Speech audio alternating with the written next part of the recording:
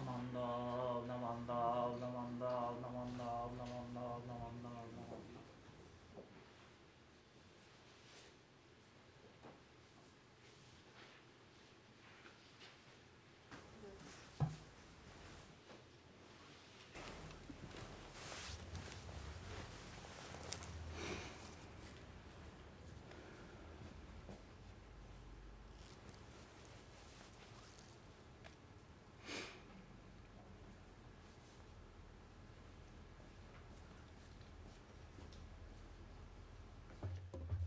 Good morning. Welcome to our hybrid virtual in-person service. My name is Ait Kuahara, and I would like to thank you for attending to this morning's Dharma family service. For those joining in person, due to the COVID restrictions, no chanting, singing, or reciting is allowed. Please follow along silently. At the end of service, we will ask you all to remain seated until an usher helps you. We will begin the service with a moment of quiet sitting. Reverend C.J. Dunford will strike the bell, and we will sit for 1 or 2 minutes to quiet our minds and prepare to hear the Dharma. Then they will strike the bell again, and we will continue with the service.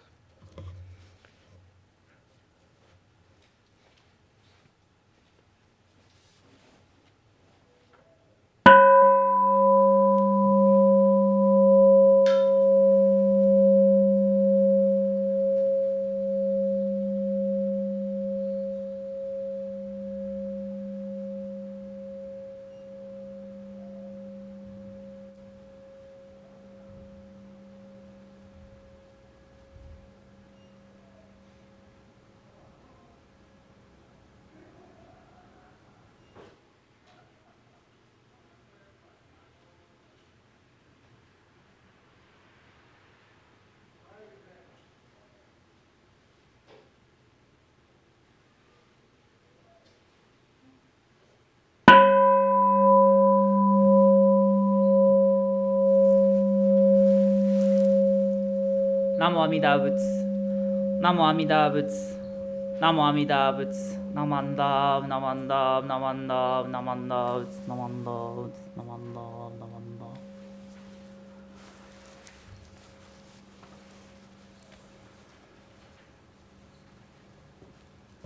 Reverend CJ will now chant the Juseiga, which is on page 93 of the Large Service Book.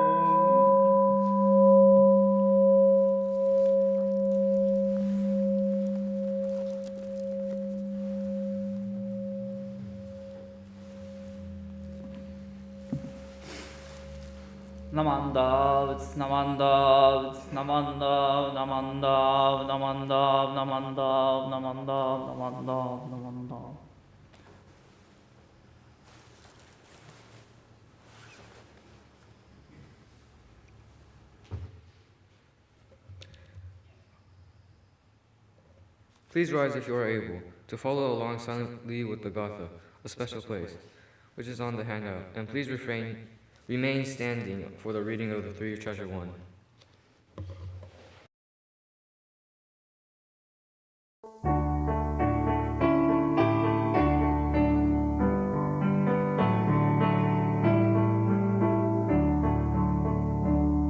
There is a square upon the floor, an island in the sea, a place I visit every week, a spot that's just for me. When I sit upon that square, I leave my cares outside. All anger is forgotten. The Dharma is my guide. There is a special something here. It's something you can see. For kindness lives within this place. It lives inside of me. Amrita stands inside the shrine, a smile upon his face. I smile right back. I'm glad to be here in this special place. Now there's time to sit and think of all that I can do to care for those around me each day, the whole week through. This is a home to gentle thoughts when sitting quietly. For kindness lives within this place. It lives inside of me. It lives inside of me.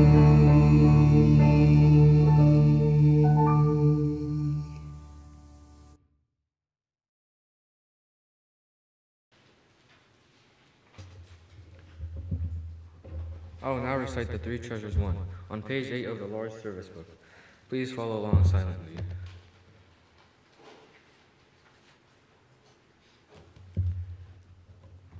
Three Treasures One. Hard is it to be born into human life. Now we are living it. Difficult is it to hear the teachings of the Blessed One. Now we hear it. If we do not realize the truth in this life, when will it be realized? Let us reverently take refuge in the three treasures of the truth. I take refuge in the Buddha. May we absorb ourselves in the principle of the way to enlightenment and awaken ourselves to the supreme will. I take refuge in the Dharma. May we be submerged in the depths of the doctrine and gain wisdom as deep as the ocean. I take refuge in the Sangha. May we live in harmony in the great assembly as disciples of Buddha and be freed from all hindrances, becoming units of true accord in the life of harmony, in a spirit of universal oneness, freed from the bondage of selfishness.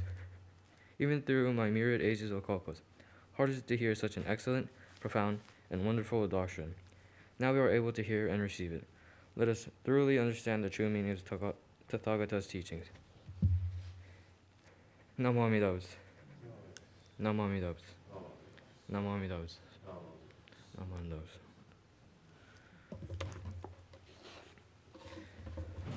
We will now have a children's Dharma talk by Reverend CJ.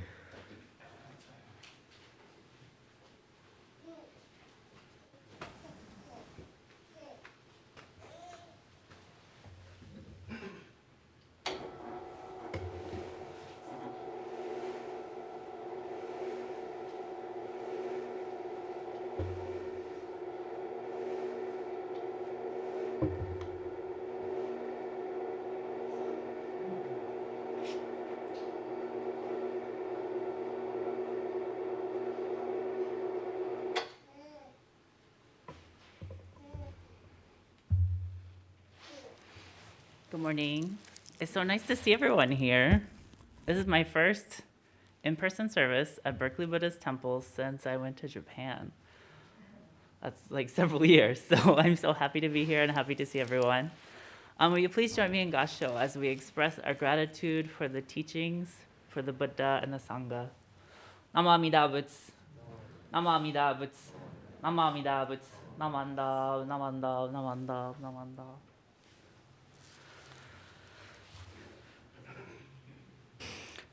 So I love seeing everyone here because we're all so different, and yet we're all here to learn together so that we can grow and be kinder to one another and build a better world. I'm sure if we all sat down and we chatted, we would each of us have a lot of interesting, creative, and thoughtful things to share with one another. Each one of those ideas might be unique to each one of us too. Sometimes it might be scary to share those thoughts though, because we're not sure what other people might think of us. Conversely, other people might be afraid to share with us because we might be a little judgmental towards them. But Buddhism teaches us all that we're interdependent. Does anyone know what that means?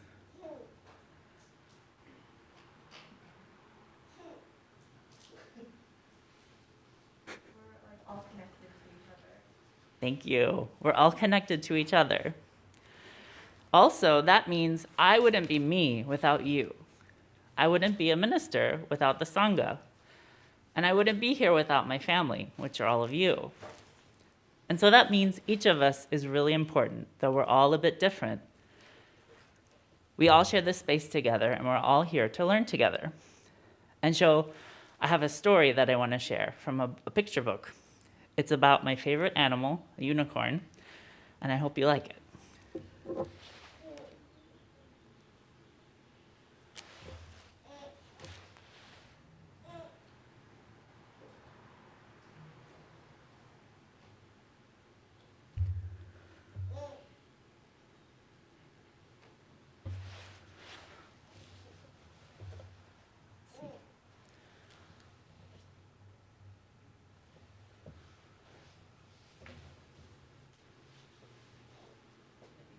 There it is.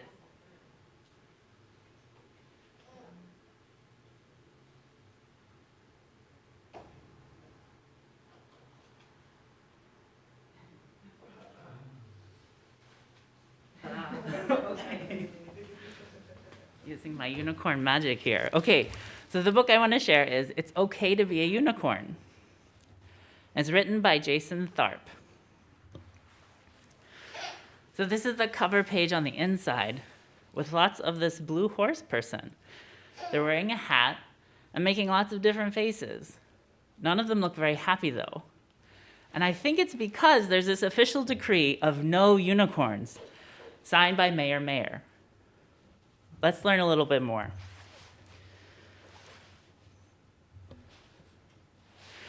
In the quiet town of Hoofington lived Cornelius J. Sparklesteed.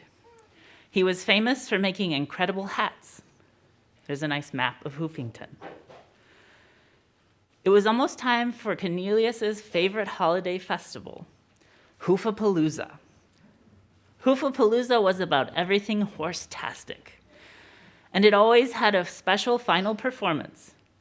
Last year, Bonnet pulled a statue of Abraham Lincoln across a field. The year before, Clyde stomped the alphabet. For this year's Hoofapalooza, Mayor called Cornelius to the town hall for a special request. "I want the most un-unicorny hat you can make," the mayor said. All Cornelius would think what to say was, "Sure, Mr. Mayor." He went home to get started. As Cornelius worked, he thought about how Hoofington's horses were nice to every horse, except unicorns. They said lots of mean things about unicorns. Cornelius knew none of it was true, but he never said anything back. And he always kept his big secret hidden under his hat. Some of the things that people would say are, "Unicorns, their horns are too sharp. All they care about is magic. And they fart rainbows." When Mayor picked up his hat, he said, "Wow, it looks great. Your hats are so creative. I'm choosing you to perform the final show at Hoofapalooza, and I can't wait to see what you do on stage." "That's hooferific," Cornelius said. "Thank you so much, Mr. Mayor. I won't let you down." On Monday, Cornelius stopped by his friend Tilly's donut shop. "Congratulations on being picked for the Hoofapalooza final show," Tilly said. "I've been working on new flavors. What do you think?" Cornelius took a bite. "Holy hay, these are yummy! But have you ever thought about more exciting flavors? Maybe chocolate hay fever? Wowie strawberry? Super sour green apple grass?" Tilly looked thoughtful. On Tuesday, Cornelius ran into his friend Pablo Orscaso at Hoofington Art Supply. They both wanted the last tube of sparkle bright blue, so they agreed to share it. "I need that blue for my mural for Hoofapalooza," Pablo explained. "I feel like it's missing something." "Have you thought about adding a double rainbow?" Cornelius asked. "No, wait, a triple rainbow." Pablo looked thoughtful. On Wednesday, Cornelius galloped to DJ Salad's recording studio to ask for help with the music for his Hoofapalooza performance. "I'm down with that," DJ Salad said. "Check out this track I just made. Do you think it sounds right?" "Wow, it's hooftastic," Cornelius said. "But what would it sound like with a wind chime or a harp? Or just a little more cowbell?" DJ Salad looked thoughtful. For the rest of the week, Cornelius made his costume for his Hoofapalooza performance. It had everything he loved: bright colors, glitter and sparkles. While he worked on his costume, Cornelius tried not to think about all those mean things Mayor and the other horses always said about unicorns. On Sunday, every horse was having fun at Hoofapalooza. Yearlings were getting dizzy at the tilt-a-wheelbarrow, and ponies were eating way too much fried hay. But even though he loved the festival, Cornelius wasn't having fun. Before his show, Cornelius peeked out from behind the curtains. He noticed Pablo's mural had a quadruple rainbow. Tilly's Donuts looked even wilder than anything Cornelius had ever imagined. Chocolate hay fever and strawberry. And DJ Salad's music had wind chimes and harps and cowbells and even a kazoo. "Oh my hay," Cornelius said. He felt ready to pull on his costume. When the music began to play, Cornelius stepped out on stage. The curtains parted. Cornelius put on a prance to end all prances. His moves were flawless. His flow was magical. He looked awesome. At the last music note, when it played, Cornelius pulled off his hat and yelled, "I'm a unicorn!" There's a view of Cornelius's sight of the crowd. Everyone looks so shocked, but his friends are there, cheering him on. And then the crowd erupted in cheers.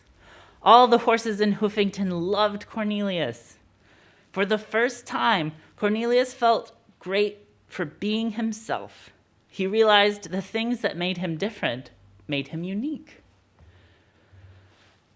Mayor even declared a new Hoofington holiday, Unicorniness Day. Cornelius said to the crowd, "The key to happiness is accepting your unicorniness." And everyone cheered. Then the mayor changed the official decree. All unicorns are welcome.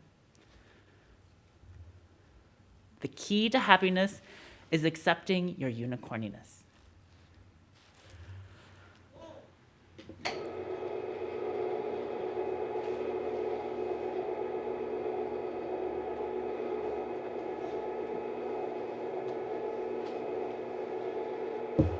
So I hope you like this story.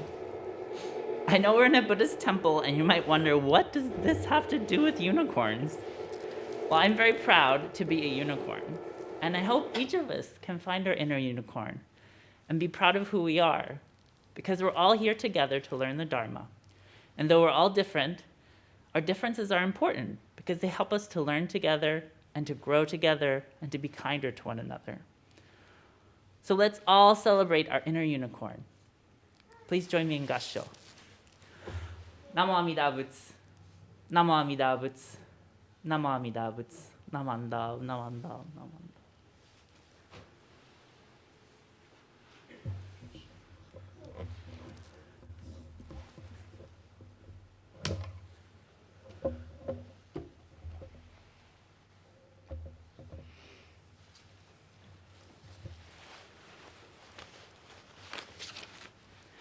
Okay, so now we have a few announcements. First of all, we have a guest today, and that guest's name is Glenn Mitchell. Thank you for coming to service today. It's wonderful to meet you.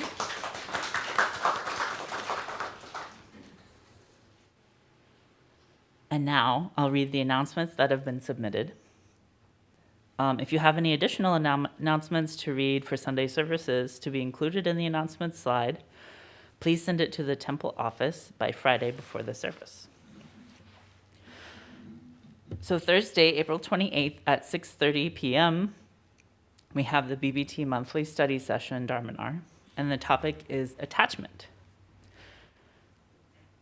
Sunday, May 1st, immediately after service, we'll have virtual yoga.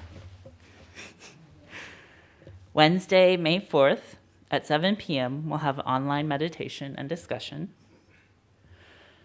The Satsuki Bazaar fundraiser and bento sale is happening now. We are at 25% of our goal. Thank you for everyone who's participated, and we deeply appreciate your support. If you're interested in purchasing bento, then you can do so on our website. The BBT Oakland A's game updates are here. So we're going to have an Oakland A's game outing and tailgate on Sunday, August 21st. And the game is against the Seattle Mariners.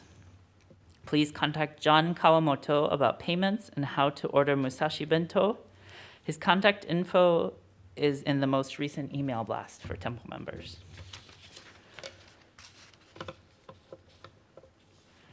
I believe that's all of the announcements. The Dharma school students are dismissed to their classes.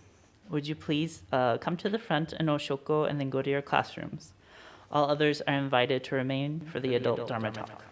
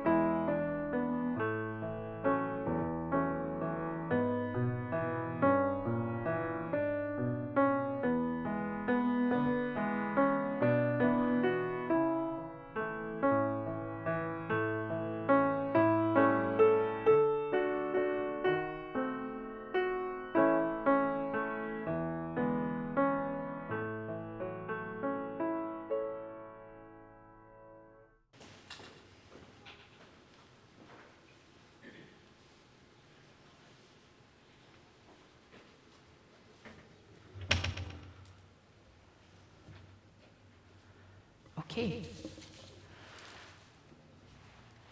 I'm going to use this again, and hopefully it works just as well as last time.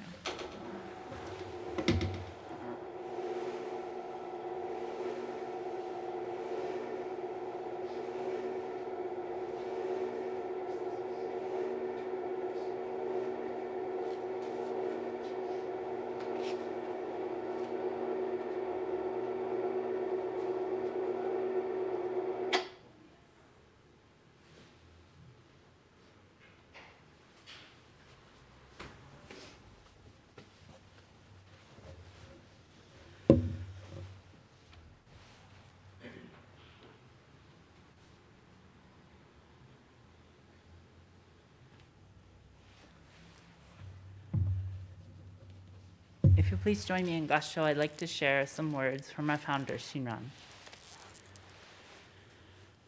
The beings of the Tathagata's pure lotus are born transformed from the lotus of perfect enlightenment. In this world of miscellaneous modes of birth, their fellow beings are numerous, and these fellow beings experience pain and pleasure in myriad variations because of their diverse karmas. In that land of happiness, every single being is born transformed from the pure lotus of Amida Tathagata's perfect enlightenment. For they are the same in practicing the Nembutsu and following no other way. This extends even to this world, so that all Nembutsu practitioners are siblings. Namo Amida Butsu. Namo Amida Butsu. Namo Amida Butsu. Namanda, namanda, namanda.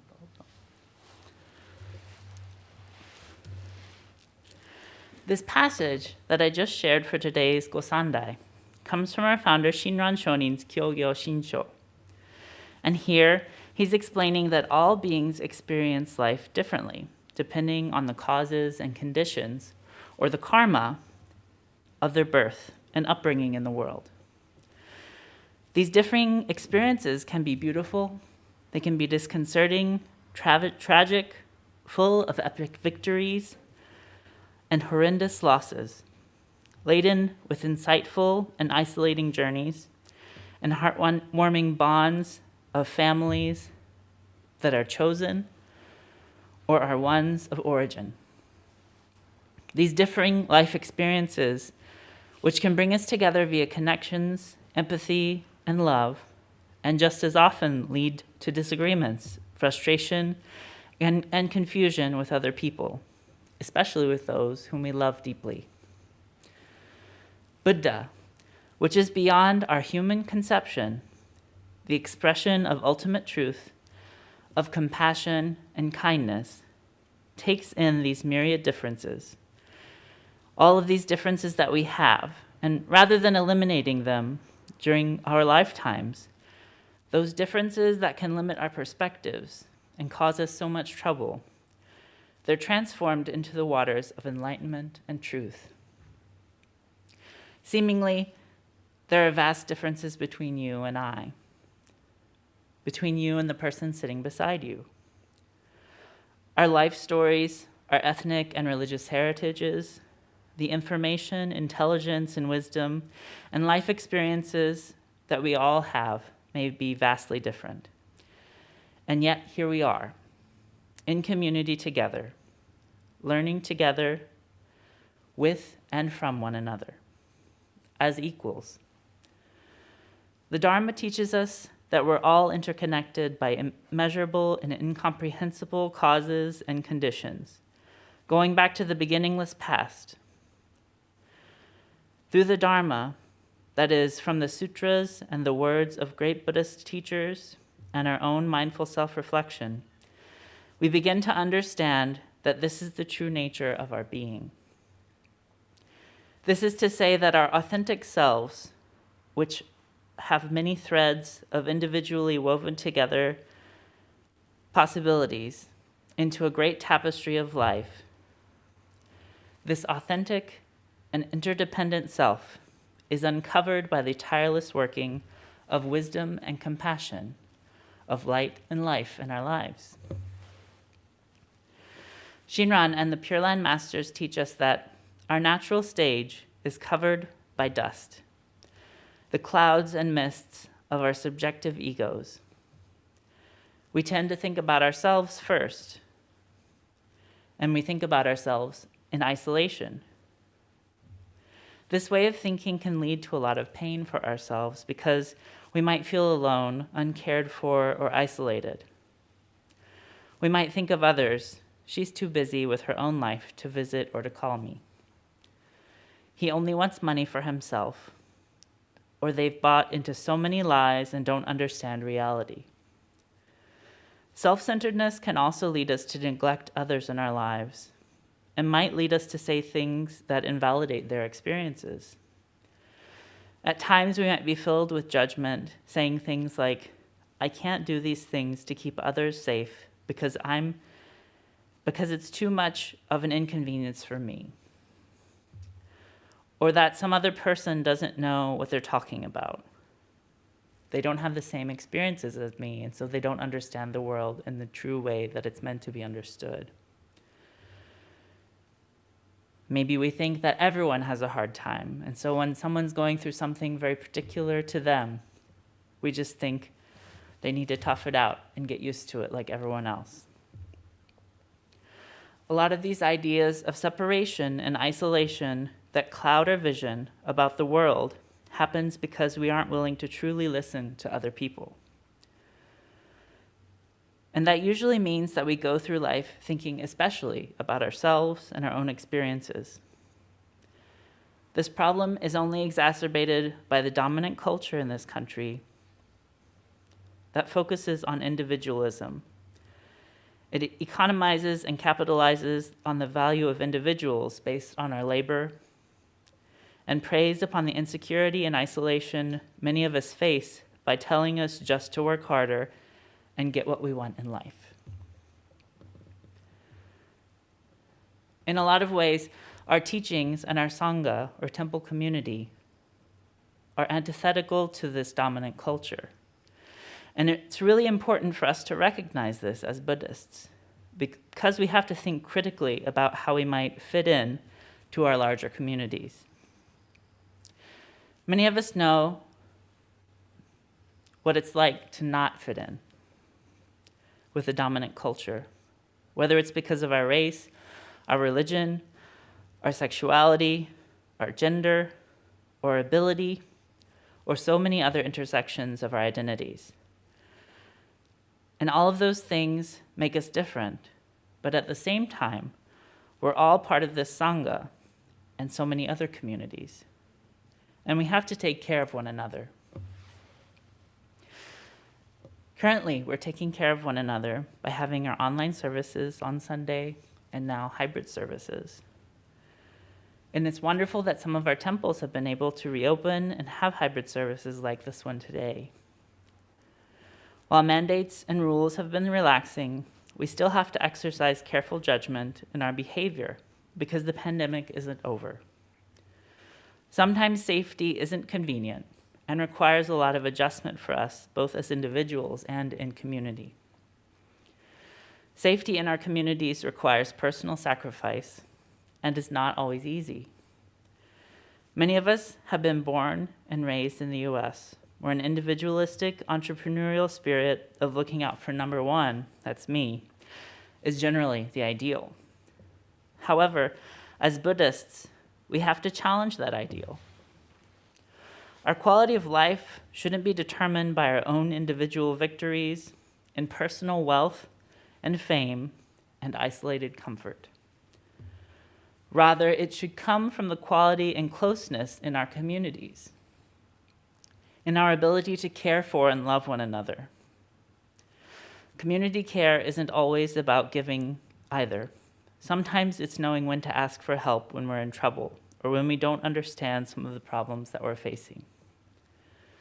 Our communities should be a reflection of the Dharma, a place where individuals hold one another in loving kindness, where we can all pursue the liberation that we all desire as Buddhists. This place of mutuality does not erase our individual differences, but it allows us to more deeply connect with one another so that we can learn from each other and we can all grow together towards the free and bright sun of wisdom and compassion. Here, near the end of my Dharma talk, I'd like to share a few excerpts from a piece written by my dear friend, Shakutake Eli Rin Brown.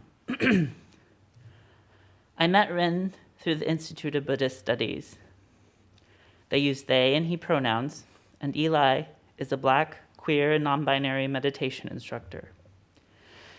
In addition to an impressive amount of community healing work, they also lead the meditation program at the Midwest Buddhist Temple, which is a part of the BCA. His practice is grounded in meditation as an act of abolition, and they see this communal healing as part of the radical rest that helps us sustain revolutionary action. The piece from which I'd like to share a few excerpts is published by Homey House Press and is called Will You Get Free With Me?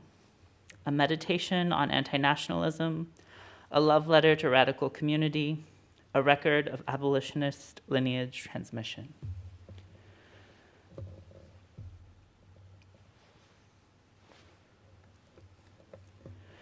There's a picture of Eli.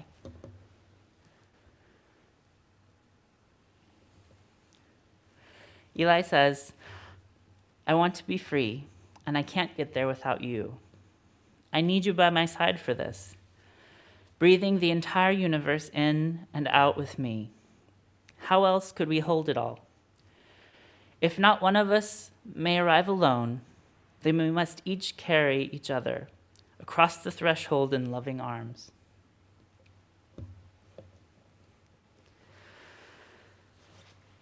Can't you feel the heat of my exhale join yours? For me, please take a moment to sense it. I want to live, to be free. Everything is at stake, exactly right now. Imagine sitting back to back in the sun together. Take a deep breath in through the nose and slowly let it out through the mouth. Let your shoulders drop away from your ears. Let your jaw unclench. Relax the lower back, glutes, and thighs. Notice the temperature of the air around you. Feel your lungs expand in all directions as you inhale and as you exhale. Sigh out completely, letting out a little ah sound to resonate and ground deep in your belly, your toes, the earth. What border could be drawn between us when we breathe in this way? When our bellies hang completely relaxed and our skin, some warmed, sweats salt into the atmosphere and the earth. Will you get free with me? I know the path is long and weary. We are so tired, and so much violence has been carved into the land, our hearts. But I am here before you, and my hands are outstretched. Place your hands in mine and feel my breath. Don't you hear how loudly our hearts beat together?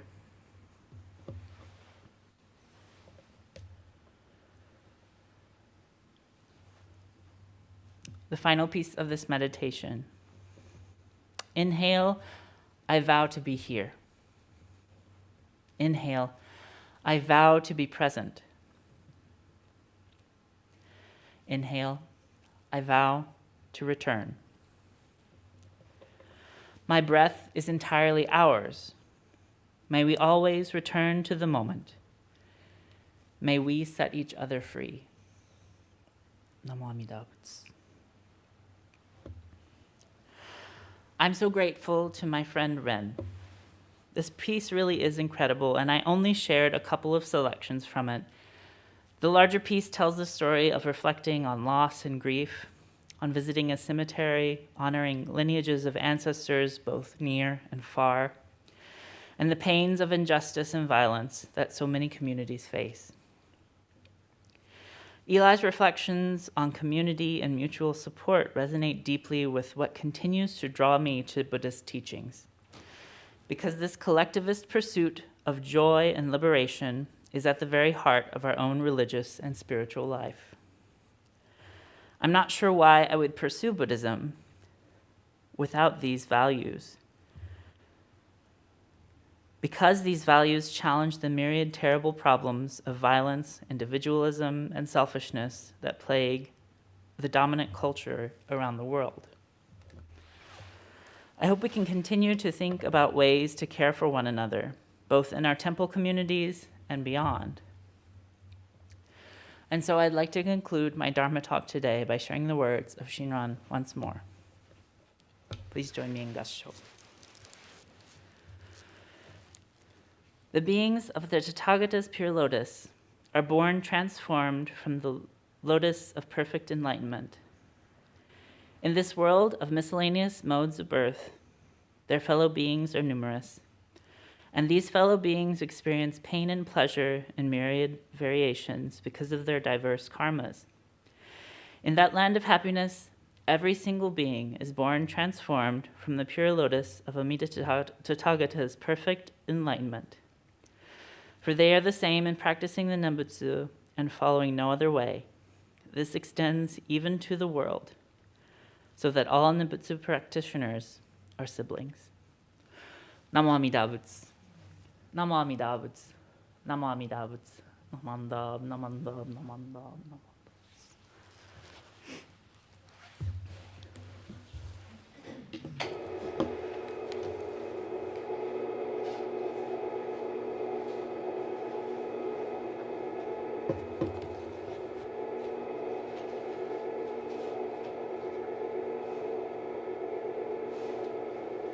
So that concludes our Dharma family service for today. I'd like to thank Eito for being the chairperson for today's service. Thank you, Eito. Arigatou gozaimasu. Thank you to the Dharma school teachers for your guidance to the students. Thank you very much. Thank you to Bradley and Myron for their help during today's live streaming service. Thank you to Ryan for monitoring the chat room on our YouTube channel. Thanks to the music team for their beautiful gatha. Thank you to the COVID-19 Committee and April Toban for helping keep our members safe. And thank you to everyone who joined the service today, in person or virtually. This concludes today's live stream service. For those online, thank you for attending.